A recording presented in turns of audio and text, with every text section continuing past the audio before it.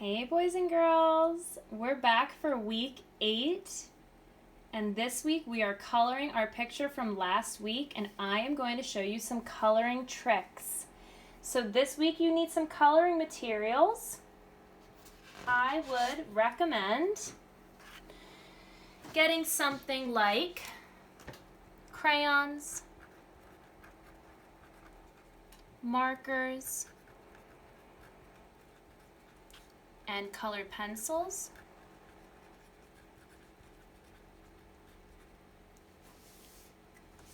All right. Let's review a little bit what we learned last week. So last week we talked about horizon line, we talked about foreground, middle ground, and background. So right now I want you to point to the horizon line of your picture. Some of you might be alone, or with a parent, or with a sibling. So go ahead and point to the horizon line. Okay, so if you pointed to this line right here, you are correct. That is where the sky and the ground meet. Okay? Every artist should be able to identify the horizon line. You could maybe even say this is the horizon line because it's technically touching the hill. All right. Second, I want you to point to the area where the foreground is. So the foreground, where is the foreground? So if you pointed to this area, you are correct. So is the tree in the foreground? Yes or no? If you said yes, you're correct. Yes, it is in the foreground. You're right. Even though I know it's kind of looks like it's in the background because this is the background, it's actually in the foreground because it's the closest thing to us. The foreground is the thing that is closest to us. The path, the tree, those are the things that are closest to us. If I were standing right here looking at this house and tree, the tree would be the closest to me. And lastly, I want you to point, or actually second to last, I want you to point to the background. So if you pointed to this part, you're right. The background is the sky. That's in the very, very back of the picture. It's the furthest thing away. And last thing, we have our middle ground. The middle ground is this hill area. Okay? Okay. We're getting ready to color. I'm so excited. I'm going to try to use mostly crayons because I think that that's what you guys have mostly at home. So we'll stick with some crayon and some markers. So if you have crayon, let's start with our grass. I'm going to try to get a dark green and a light green. So try to get those things ready now. Dark green and light green.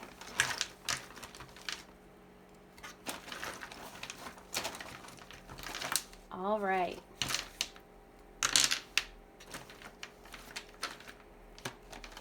Some of these other colors ready here.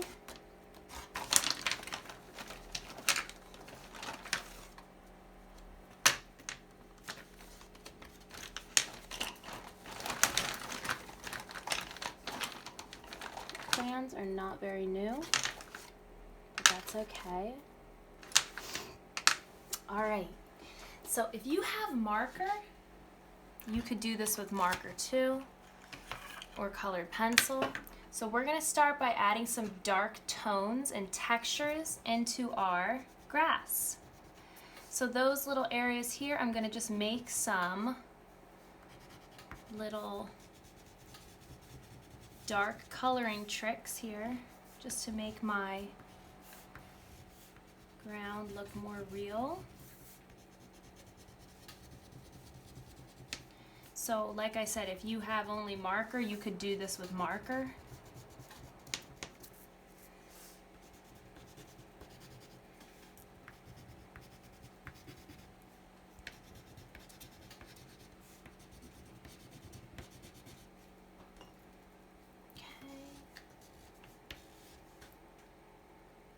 you have marker, you could do the same thing. I'm actually going to color in my bushes with the dark color.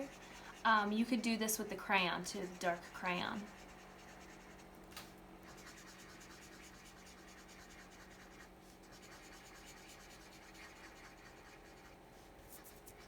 We'll get all of our foliage out of the way, how about?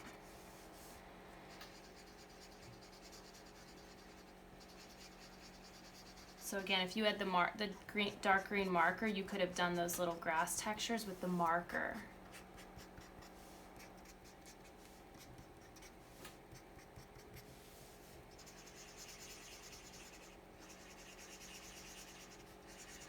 I'm gonna get the bushes. So this could be dark, it could be crayon or marker.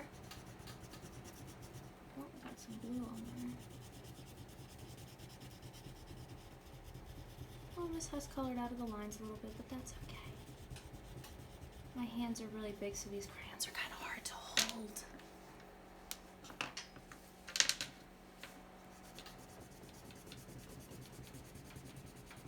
I'm gonna go back to my marker, actually.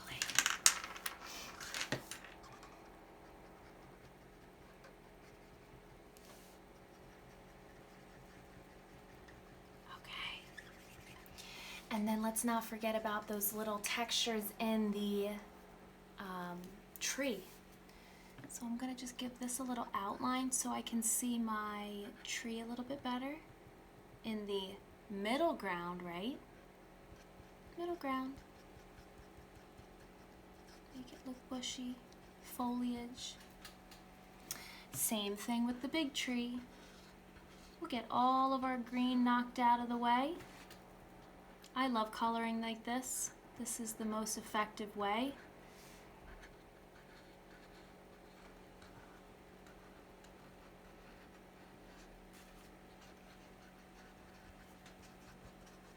Get the little foliage marks. I'm just like making my hand very loose when I do this too. Just like doing some little C shapes. Like the letter C, that's what I meant by a C shape. These little things outlined too.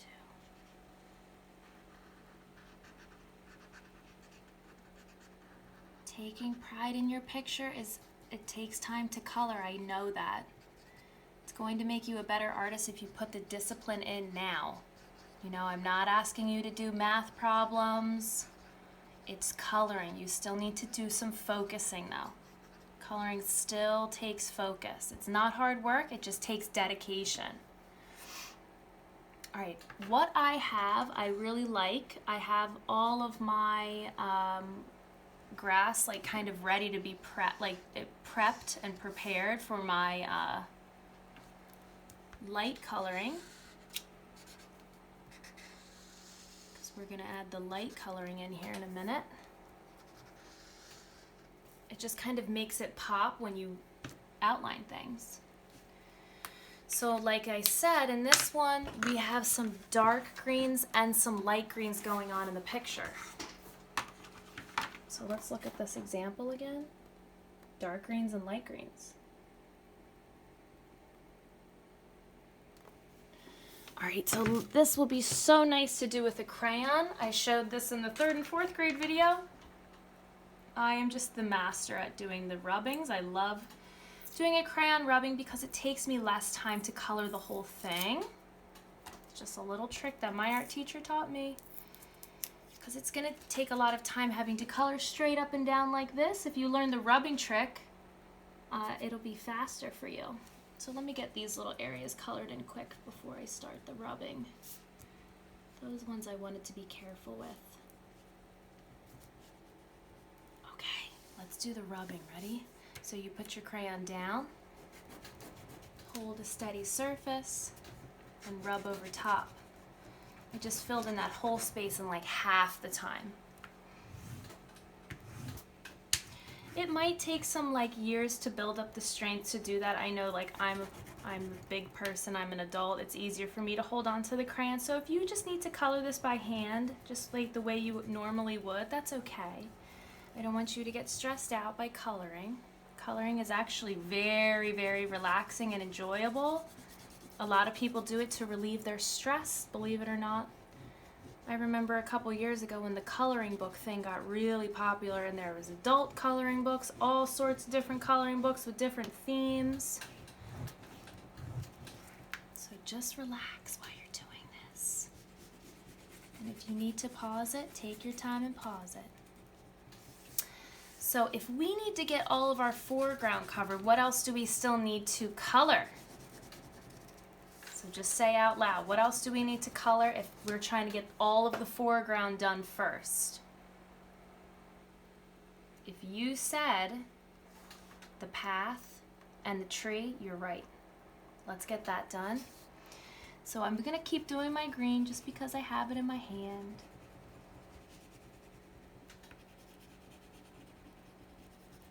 I don't want to color over my red apples because I don't want my apples to be green. I mean, they could actually be green apples, but I think what would make a better picture is if we had red apples, because we'll show some contrast. Red and green are complementary colors. Complementary colors complement each other. They make each other look good. So let's put some red apples in our tree. You could do this with marker. Oh, I actually kind of colored over that, but that's okay. I went back over it. That just looks so nice. And I'll finish up this other little tree here. Make sure I'm back in the picture. Okay. Finish up the green. Now we're all done with one color. That just makes me feel good. That's a good way to organize your picture. Let's get the path out of the way. This path could be brown, pink, purple, whatever color you want it to be. I'm just gonna make mine gray because I want mine to kind of look like a concrete color. And just color in real light to make it look kind of realistic. But by all means, like, you guys are kids, you could make it like a rainbow pathway. That would be so cute. Darken up these little parts where the folds are. So you see already how I've added dark and light. Dark and light coloring is going to make your coloring look more detailed. Like by 3rd and 4th grade, if you're still coloring things, you should add those darks and lights. It's gonna make your drawing look more interesting. Same thing on the sides. A lot of people like color the corners darker because it's just going to make your artwork look more interesting. This is like the first step of really learning how to shade, which I only really teach 3rd and 4th grade. But that's the first step. Understanding that you can press down harder to make a dark tone and you can ease up on your hand to make a lighter tone. Okay. We still have more of the foreground to finish, which is where... Hopefully you've pointed to this area. We still have our tree to color in. If you wanted to put like a little critter in there, you could if you have room. I'm gonna make a little face of a, I'll make like a little squirrel face. I'm just gonna do that with the pen.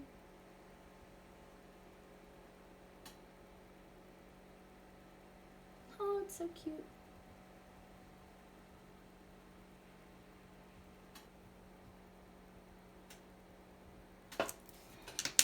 Here it is up close.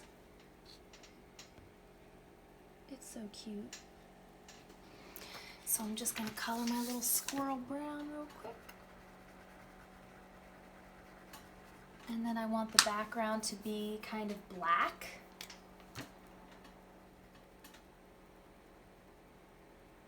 If you don't have any room, just don't add anything, it's okay.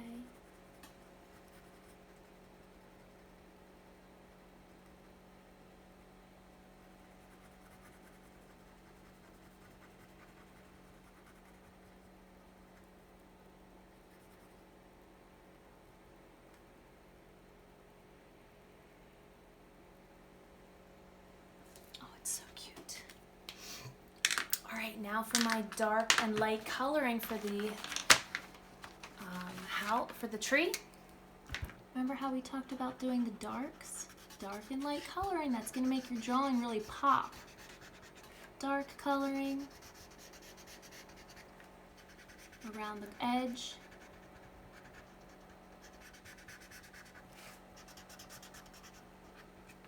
We'll do some little lines and textural lines to make it look real.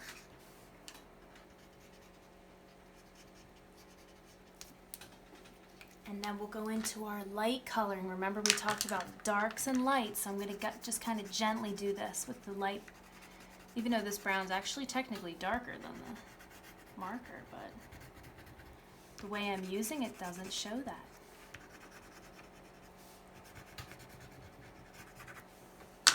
Gotta erase this little mess up. Hopefully it goes away a little bit. Okay, good, it did. All right, let's get our middle ground covered.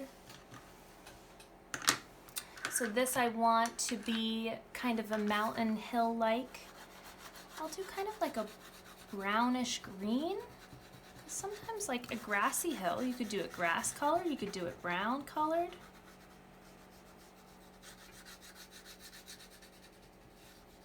I love crayons that don't have paper on them, but they don't really come like that, so.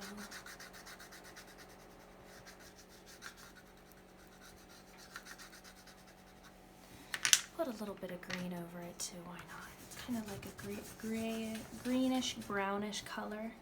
This is a blending tool trick. Blending is just, doing two colors like this just makes your drawing look more interesting and real. Maybe I'll even add a little bit of dark into this part. So many cool little tricks we can do. Maybe I'll even add a little bit of I'll add a little bit of color into this one too. See, the blending just looks so much more real. I love it. Let me darken this up to make it just a little tad bit more realistic along the edge. I know you're probably like, Miss Hess, you're just going so crazy with this, but it's gonna make your drawings look better. Okay, I'm loving this so far. Let's move on to the main focal point of our drawing, which is our lovely little house. You guys could make this house really crazy and fun, like a rainbow house. You could just make it, I'm gonna make a pink house, a pinkish reddish colored house with a purple door, because that's fun. And I love purple. Usually my favorite colors are orange and purple, to be honest with you. So this, we might need to use a little bit of colored pencil, but let's try to get away with just keeping on doing our marker and our light and dark coloring. So I'm gonna add my dark here, dark here, dark here. Remember, dark and light coloring makes your drawing look more real and just detailed all around. Just even go around the doorknob a little bit. Now I'm going to fill it in with light purple. So nice. The nice part about doing this little outlining trick first is that I don't have to work so hard to color up to the edge. I did that with the marker. That looks good. I always like to do my windows yellow. Let's see if I have a yellow marker. That would be really nice, but I don't think I do, so I'm just going to have to stick with yellow crayon. Yellow crayon, I better be careful because this crayon's not very sharp. It's going to make my windows look like they're glowing.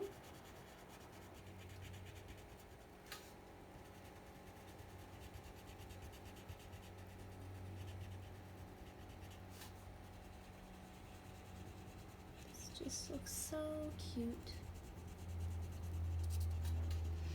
And we'll do some, I'm going to do my little window boxes down here, brown.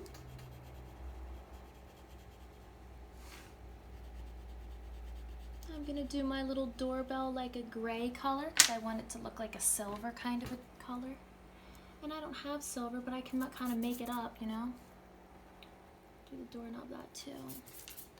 All right, and then for the shades, I have some decisions that I need to make. I want my favorite colors in here, so the curtains are gonna have to be light pink. Light pink, light pink, light pink.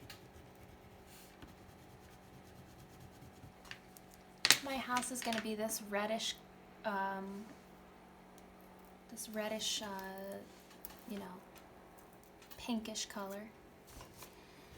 So let me get my, do I have a red marker? I want to do my dark and light. Oh, I don't have a red marker, but I have this pink marker, so let's get the darks and lights in there. So I'm going to go around. Oh no, it's dried up. Let's see what I got here.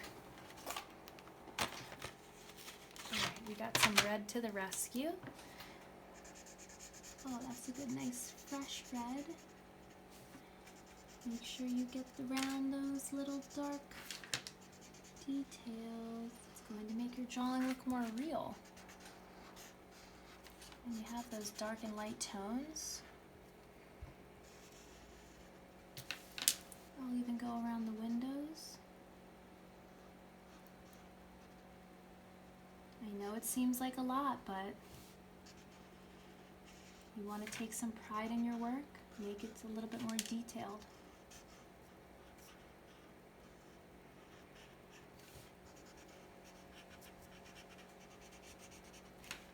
Oh, this is looking so good. My hand's hurting a little bit, but I don't really care. You'll build a strong hand if you draw and write a lot. That's why when you see your parents and teachers writing, they're just like, you're like, how do they write so fast? Well, we just write a lot. And then I'm going to do my bricks red.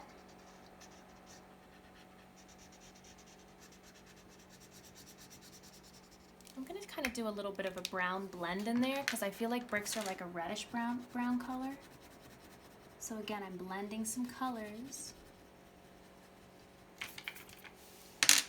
Do I even have a white? Okay, let's see if this works. I'm going to do a little bit of white smoke coming out of the chimney. And then when I color over top of it, I want to see if that shows up. All right, time to fill this part in with my light coloring. Give my hand a little break. Dark and light coloring to get some contrast. Contrast is light and dark.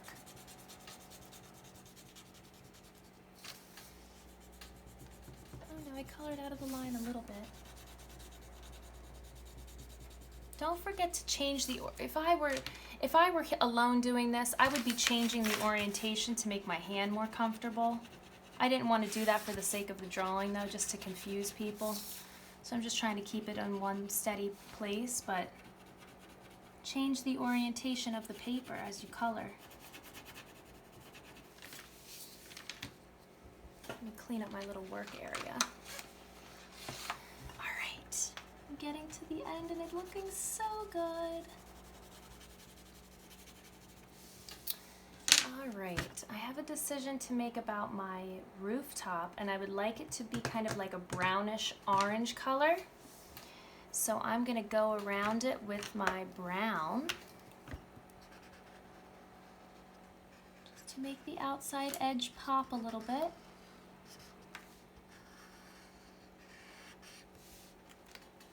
See if I can erase my little mess up, because sometimes crayon will come off for you a little bit. It did. Just a little bit. When I color my brown, my blue over top, it should fade. Alright. Get these little details in. I'm just kind of scribbling over it. It'll look okay. Alright, for some light brown. A little bit of light orange color in there. Like, kids are always like, how do you make sand color? A whole bunch of colors kind of mixed in there. You'd want like some yellow, orange, light brown. Don't be afraid to mix and blend colors over top of each other. It's just gonna look more cool. And it's just gonna show that you care about your drawing looking good. All right, last thing I have is the background. I'm gonna do a blue background. I'm gonna do a crayon rubbing. I don't ever think that this just makes the drawing look unfinished if I never added a background color. And like the easiest way to do it is by doing the crayon rubbing. Don't forget about this part. Get used to trying to do this if you really want it to be completed. So look, I would not want someone to painstakingly have to color so perfectly. That would hurt my hand.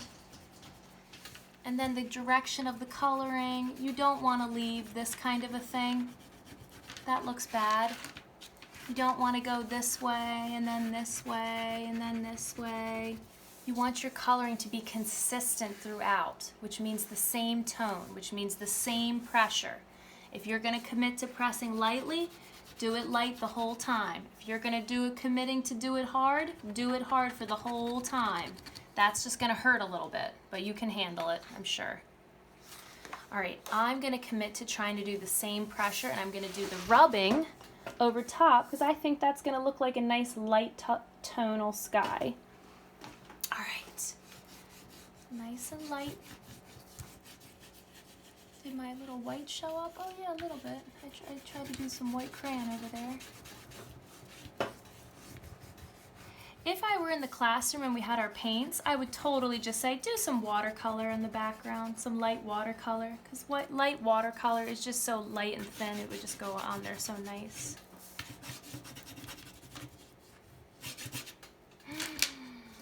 Look at that.